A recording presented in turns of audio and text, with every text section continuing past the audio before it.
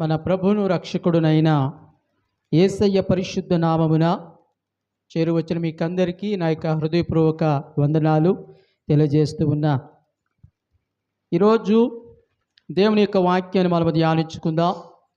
మన పరిశుద్ధ గ్రంథంలో నుండి మార్కు శుభవార్త 10వ అధ్యాయము 46 నుంచి కొన్ని వచనాలను మనము చదువుకుందాం. మార్కు శుభవార్త 10వ అధ్యాయము 46వ వచనం మొదలుకొని మనం చదువుదాం. వారు యెరికో పట్టణమునకు వచ్చిరి.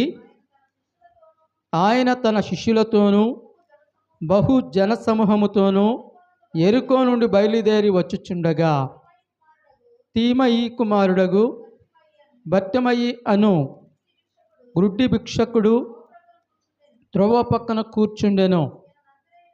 ఈయన నజరేయుడైన యేసు అని వాడు విని, దావీదు కుమారుడా యేసు, నన్ను కరుణింపుము కేకలు వేయ మొదలుపెట్టెను. చాలండి. ప్రభునందు ప్రియమైన వారులరా, వాక్యమును మనము పలుమార్లు ధ్యానించుకున్నట్లుగా మనకి జ్ఞాపకానికి వస్తూ ఉన్నది. మరి మీకు ఎంతమంది జ్ఞాపకం ఉందో తెలియదు కానీ ఓకే. బర్తిమయి అనే ఒక గ్రుడ్డి భిక్షకుడు త్రోవ పక్కన కూర్చుండి భిక్షం అడుగుతూ ఉన్నాడు.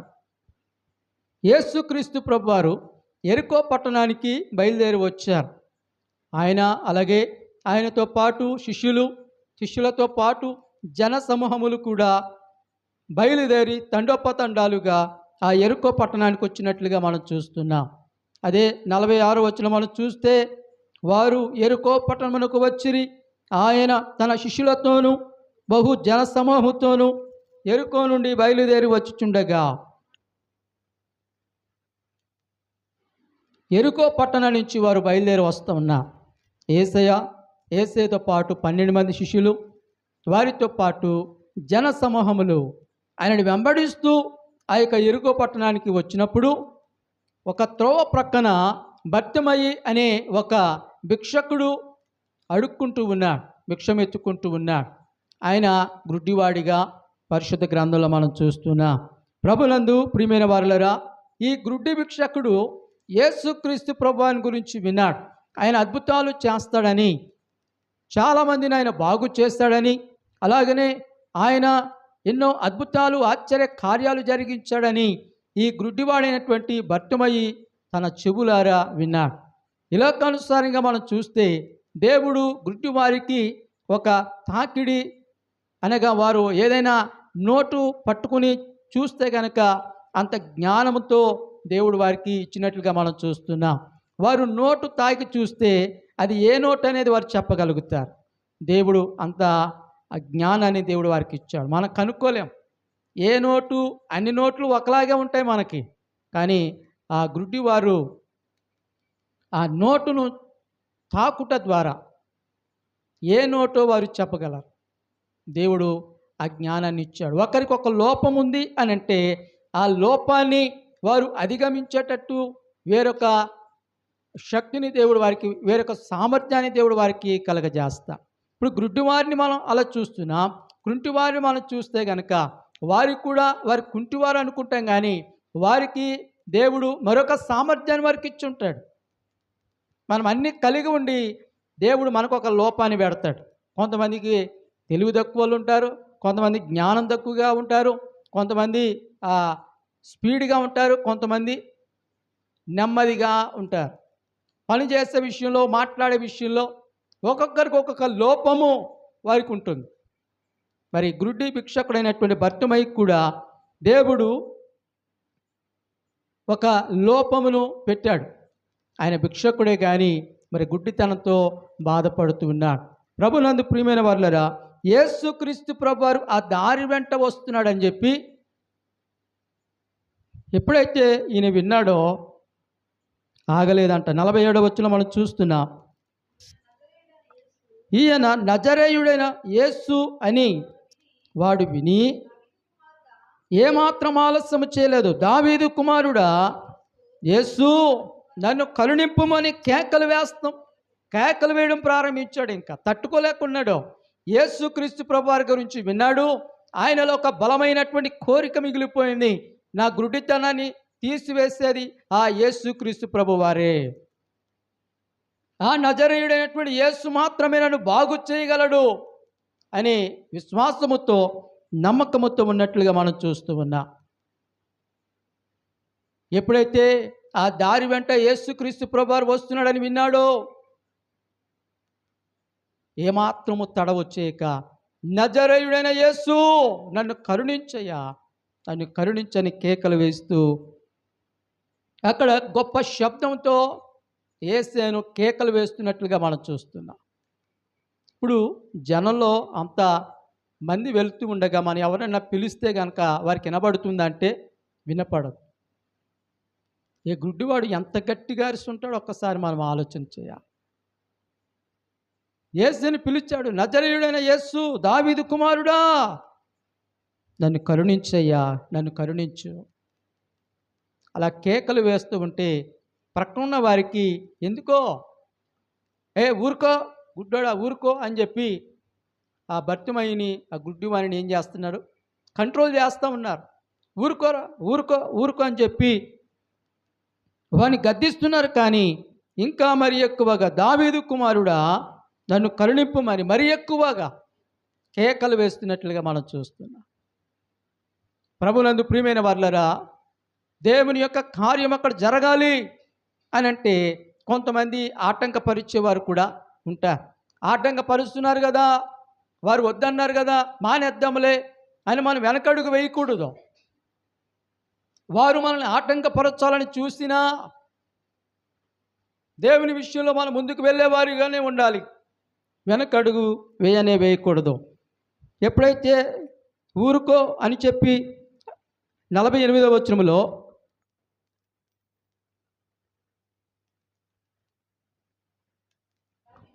అనేకులు వారిని గద్దించారు. కానీ వాడు దావీదు కుమారుడా నన్ను కరుణింపుమని మరి ఎక్కువగా కేకలు వేయడం ప్రారంభించాడు.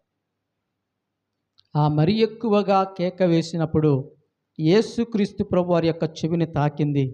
ఆయన వెంటనే నిలిచిపోయాడు. ఆయన నిలిచి వెనక చూస్తున్నాడు.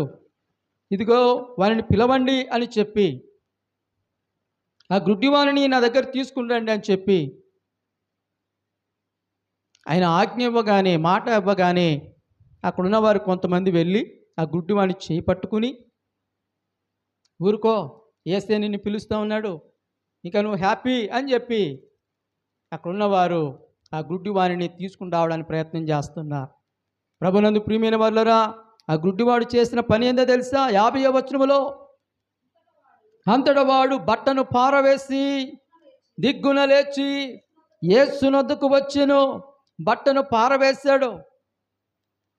బట్ట అంటే మనందరికీ తెలుసు, అడుక్కునే దానికి ముందు బట్ట పరుచుకుని భిక్షం అడుగుతూ ఉంటారు. బహుశా అదే కావచ్చేమో. దాన్ని తీసి పక్కన పడేశాడు. దిగ్గున లేచాడు. సంతోషముతో దిగ్గున లేచి యేసే దగ్గరకు వస్తూ ఉన్నాడు. యేసే దగ్గరకు రాగానే యేసే అడుగుతూ ఉన్నాడు, నీకేం కావాలి? 51వ వచనములో యేసే అంటూ ఉన్నాడు, నేను నీకేమి చేయగోరుచున్నానని వారిని అడగగా ఆ గుడ్డివాడు, బోధకుడా నాకు దృష్టి కలగజేయమని ఆయనతో అనేను. యేసయ్య అడుగుతున్నాడు, నేను నీకేం చేయాలని కోరుతున్నావు? అప్పుడు ఆ గుడ్డివాడు అంటున్నాడు, నువ్వు నాకు చూపు దయచేనైనా, చూపును అనుగ్రహించు అని అడగగానే అప్పుడు యేసయ్య అంటున్నాడు, నీ విశ్వాసము నిన్ను స్వస్థపరచు, నువ్వు క్షేమంగా ఓ అని చెప్పగానే వాడు స్వస్థత పొందుకొని అక్కడి నుంచి వెళ్ళిపోయినట్లుగా మనం చూస్తున్నామా? లేదు, యేసుని వెంబడిస్తున్నట్లుగా మనం చూస్తున్నాం. ఎప్పుడైతే బాగుపరచబడ్డాడో, ఎప్పుడైతే చూపు పొందుకున్నాడో, తన దారిన తను వెళ్ళిపోకుండా యేసుని వెంబడిస్తున్నట్లుగా మనం చూస్తున్నాం. ప్రభునందు ప్రియమైన వారులారా, కృతజ్ఞత కలిగిన వాడిగా ఈ భర్తమై ఉన్నట్లుగా మనం చూస్తూ ఉన్నాం. మన జీవితాల్లో ఈ యొక్క కథను మనం ఆధారం చేసుకుని ఈ సంఘటన మనం ఆధారం చేసుకొని మన ఆత్మీయ జీవితంలో, మన దైనందిన జీవితంలో భర్తమయ్యి ఎలాగైతే దేవుని కార్యమును చూడాలని గట్టి పట్టుదలతో విశ్వాసముతో ప్రార్థన చేస్తాడో మనము కూడా అట్టి పట్టుదల కలిగిన వారిగా ఉండాలి. మనం దేవుని మందిరానికి వచ్చే క్రమంలో చాలామంది మనల్ని ఆటంకపరుస్తుంటారు.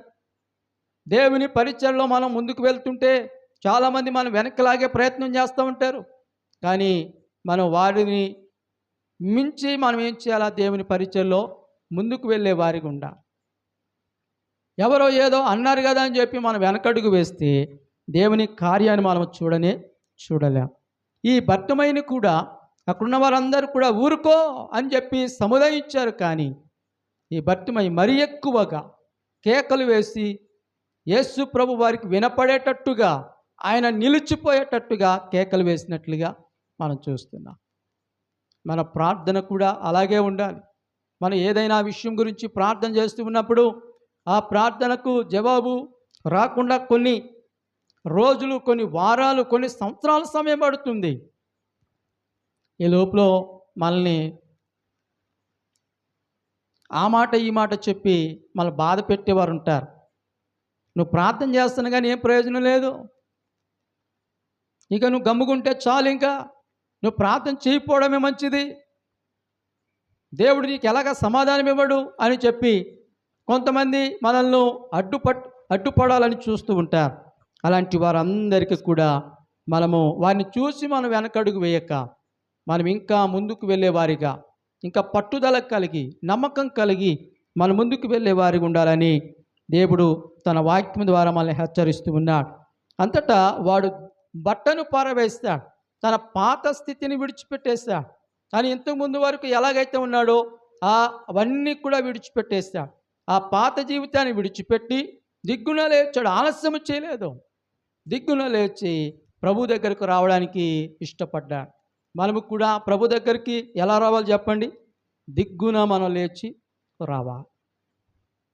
అది ఆదివారమా, శుక్రవారమా, ఏ రోజైనప్పటికీ కూడా దేవుని మందిరంలో దేవుని కార్యక్రమం జరుగుతుంది, ఏదైనా కూడిక ఏర్పాటు చేయబడింది అన్నప్పుడు మనం దిగ్గున లేచి దేవుని మందిరానికి వచ్చేవారికి ఉండాలి. ఎందుకంటే దేవుని మందిరంలో ప్రభువారు ఉన్నారు. ఆయన నిలిచి ఉండే స్థలం. దేవుని మందిరానికి మనం త్వరపడి వచ్చినప్పుడు ఆయన కార్యాలు మన జీవితాల్లో మనము చూడగలం. ప్రభునందు ప్రియమైన వారులారా, యేసయ్య గుడ్డివారిని అడుగుతున్నాడు, నీకేం కావాలి, నేను నీకేం చేయాలనుకుంటున్నావు? ఒక ప్రశ్న వేసినప్పుడు ఆ గుడ్డివాడు ఖచ్చితమైనటువంటి సమాధానం అక్కడ చెప్పినట్లుగా మనం చూస్తున్నాం. నాకు దృష్టి కలగజే నాయన అని అడుగుతున్నాడు. మనము దేవుని అడిగే విషయంలో ఏదైతే అడుగుతున్నామో అది చాలా స్పష్టముగా దేవుని మనం అడిగేవారిగా ఉండాలి. దేవుని ఏమడుగుతున్నాం, అడిగేది స్పష్టత కలిగి మనం అడిగినప్పుడు దేవుడు మనకు అది ఖచ్చితంగా ఆయన ఇవ్వడానికి ఇష్టపడుతున్నాడు. దేవుని అడిగే విషయంలో, ప్రార్థన చేసే విషయంలో స్పష్టత లేక కొన్ని వాటికి మన జవాబును పొందుకోలేకపోతూ ఉన్నాం. చివరిగా నీ విశ్వాసము నిన్ను స్వస్థపరిచెను. ఆ తర్వాత చూపు పొందుకొని ఎవరి వెంట వెళ్ళాడు? 52వ వచనములో, అందుకు యేసు నీవు వెళ్ళుము, నీ విశ్వాసము నిన్ను స్వస్థపరిచెనని చెప్పాను. వెంటనే వాడు త్రోవను ఆయన వెంట చూపు పొంది వెళ్ళాడు. ఎవరి వెనకాల వెళ్తున్నాడు? యేసయ్య వెంట వెళుతూ ఉన్నాడు. నేను బాగుపరచబడ్డాను, ఇక నా పని అయిపోయిందిలే, నేను అనుకున్న పని అయిపోయిందిలే, ఇంక నేను నా దారి నేను పోవాలి అని చెప్పి అనుకోలేదు. కానీ బాగుపడి స్వస్థత పొందుకొని చూపు పొందుకొని ప్రభువారిని వెంబడించినట్లుగా మనం చూస్తున్నాం. ప్రభు వెంట నడిచినట్లుగా మనం చూస్తున్నాం. కృతజ్ఞత కలిగిన వాడిగా ఈ భర్తమయ్యి మనకు కనబడుతూ ఉన్నాడు. ప్రభునందు ప్రియమైన వాళ్ళరా, దేవుని దగ్గర నుంచి ఎన్నో ఆశీర్వాదాలు మనం పొందుకుంటున్నాం, ఎన్నో కార్యాలు మనం పొందుకుంటున్నాం, ఎన్నో ఈవులు ఆయన దగ్గర నుంచి మనం పొందుకుంటున్నాం. వాటికి కృతజ్ఞతగా మనం ఏం చేస్తున్నాం? ఆయనను మనం వెంబడిస్తున్నామా, లేకపోతే కార్యము జరిగిన తర్వాత మన దారిన మనం వెళ్ళిపోవడం, లేదా మన సొంత ఆలోచన ప్రకారం వెళ్ళిపోవడం, దేవుని మందిరానికి దూరం అయిపోవడం, ఇలాంటిది మన జీవితంలో జరుగుతుందేమో. ఈ మాటలు వింటున్నటువంటి మనం భక్తిమయ్య వలె పట్టుదల కలిగిన వారిగా, నమ్మకం కలిగిన వారిగా, కృతజ్ఞత కలిగిన వారిగా, దేవుని విషయంలో త్వరపడి ఆయన కొరకు మనం పరిగెత్తే వారిగా ఉండాలని ఈ మాటల ద్వారా మనం తెలుసుకుంటూ ఉన్నాం. ప్రభునందు ప్రియమైన వారులారా, మన జీవితాల్లో మనం ఎక్కడ ఆగిపోయాం? ఈ భర్తమయ్యి భిక్షకుడైనప్పటికీ కూడా, గుడ్డివాడైనప్పటికీ కూడా తన జీవితంలో కార్యాన్ని పొందుకునేదానికి ఎంతో పట్టుదల కలిగి దేవుని హృదయపూర్వకముగా పిలిచినట్లుగా మనం చూస్తున్నాం. ఎవరైతే ఆయనను హృదయపూర్వకంగా వెతుకుతారో దేవుడు వారికి సమీపంగా ఉన్నాడు. వారికి ఆయన దగ్గరగా ఉండి వారు కోరుకున్నదల్లా కూడా ఆయన చేయడానికి సిద్ధంగా ఉన్నాడు. మన జీవితాల్లో ఆయనను హృదయపూర్వకంగా వెతుకుదాం. హృదయపూర్వకముగా ఆయనను పిలిచినప్పుడు ఆయన మనకు పలికే దేవుడిగా ఉంటున్నాడు. అలాంటి కార్యాలు మన జీవితాల్లో జరగాలంటే మనము త్వరపడి ఆయన సన్నిధానానికి వచ్చి నమ్మకము కలిగి, విశ్వాసం కలిగి, ఆయన సన్నిధిలో పట్టుదల కలిగి ప్రార్థన చేసినప్పుడు ఆయన దగ్గర నుంచి ఎన్నో కార్యాలు మనం పొందుకొనగలం. దేవుడు మన వినికిడిలో ఈ మాటలన్నీ కూడా దీవించి ఆశీర్వదించునుగాక. ఆమేన్. ప్రార్థన చేసుకుందాం. తలలో వంచుదాం, ప్రార్థన చేసుకుందాం. పరిశుద్ధుడా, ప్రేమగల తండ్రి, కృప కలిగిన మా ప్రభువా, మీకు స్తోత్రములు. ఈ సమయంలో ఎంతవరకు నాయన నీ వాక్యమును ధ్యానించటానికి భర్తమయ్యి జీవితాన్ని మా ముందుంచినందుకే మీకు స్తోత్రాలు. భర్తమయ్యి నాయన గుడ్డి భిక్షకుడైనప్పటికీ కూడా ఏమాత్రము వెనుకు తగ్గక తన దగ్గర ఉన్నటువంటి వారు ఊరకుండమని ఊరుకోబెట్టినప్పటికీ నాయన మరి ఎక్కువగా కేకలు వేసి, అయ్యా మిమ్మల్ని పిలిచి నాయన తను చూపు పొందుకున్నట్లుగా చూస్తూ ఉన్నా.